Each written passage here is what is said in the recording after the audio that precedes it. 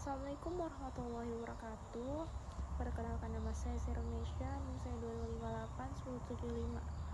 Saya dari Fakultas Agama Islam, Prodi PAI, kelas B semester 2. Di sini saya akan menjelaskan tentang pembagian hadis berdasarkan kualitas sanad. Baik, langsung saya akan menjelaskan.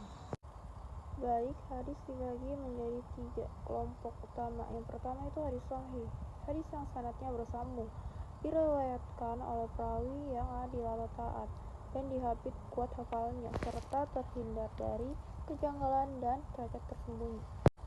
Yang kedua itu hadis hasan, mirip dengan hadis sahih, sanadnya bersambung dan perawinya adil, tetapi tingkat kedabitan atau daya hafal perawinya sedikit di bawah hadis sahih.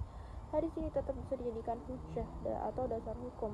Yang ketiga, hadis dhaif, hadis yang kehilangan satu atau lebih syarat dari hadis sahih atau hasan. Misalnya sanadnya terputus atau ada perawi yang lupa atau cacat moralnya.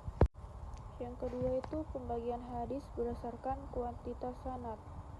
Berdasarkan jumlah perawi yang meriwayatkannya, hadis dibagi menjadi: yang pertama, hadis mutawatir, hadis yang diriwayatkan oleh banyak sekali perawi pada setiap tingkatan atau tabaqat sanadnya sehingga secara akal tidak mungkin mereka bersepakat untuk berbohong. Hadis ini membawa keyakinan yang pasti. Yang kedua, mutawatir lafzi, hadis yang mutawatir secara lafaz dan maknanya persis sama. Dan yang ketiga, hadis ahad, hadis yang jumlah perawinya tidak mencapai tingkatan mutawatir, hanya 1, 2 atau beberapa orang saja.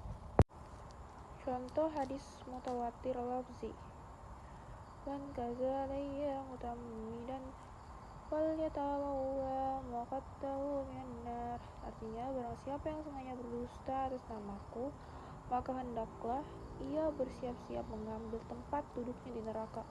Hadis riwayat Bukhari dan Muslim. Hadis ini diriwayatkan oleh lebih dari 70 orang sahabat Nabi secara mandiri dengan lafaz yang sama, persis, menjadikannya contoh tertinggi dari hadis mutawatir lafzi.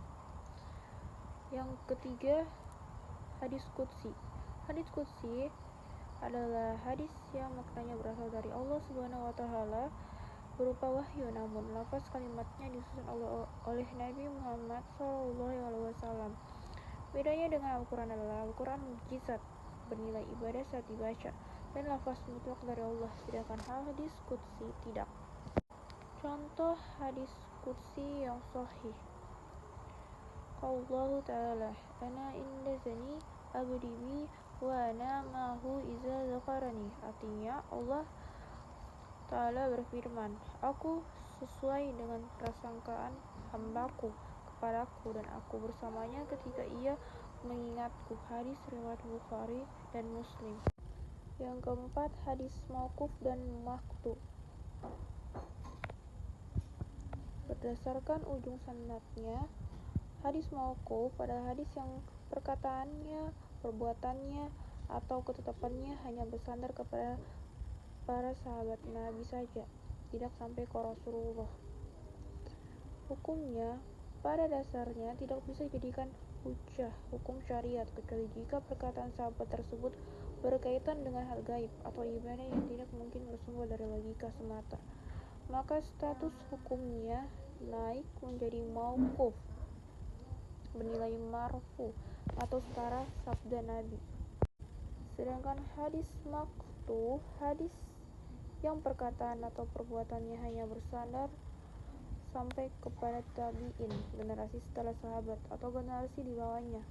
Hukumnya secara mutlak tidak bisa dijadikan hujjah atau dasar hukum Islam, karena itu hanyalah perkataan atau pendapat pribadi seorang ulama tabi'in, bukan syariat dari Nabi.